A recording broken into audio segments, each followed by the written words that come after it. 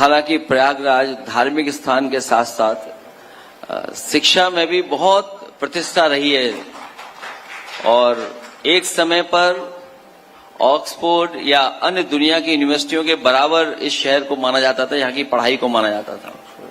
जहां आपने नाविक और उससे जुड़े हुए लोगों का सवाल पूछा है, मैं जहां उनके परिवार या उनके लिए अगर भविष्य में हम लोगों को विशेष योजना भी बनानी पड़ी नाविक लोगों के लिए, तो हम बनाने का काम करेंगे। मुझे याद है कि लखनऊ में जब मैं टूरिज्म के कार्यक्रम में गया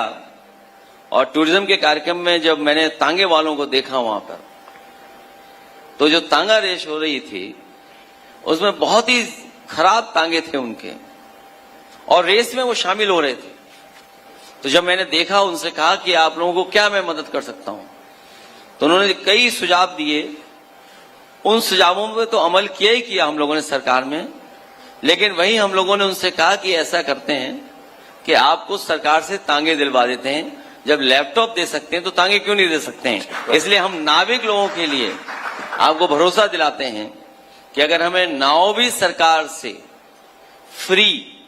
या सब्सिडी के माध्यम से देनी पड़ेगी तो देने का काम करेंगे, क्योंकि बड़े पैमाने पर रोजगार है। वहीं उनके परिवार के बच्चों को अगर अच्छी पढ़ाई के लिए और घर मकान का इंतजाम करना पड़ा, जिस तरह लोही आवास हम लोग देते थे जिसमें बिजली फ्री थी, जिसमें सोलर पैनल के माध्यम से और एलईडी बल्ब भी सरकार फ्री देती थी,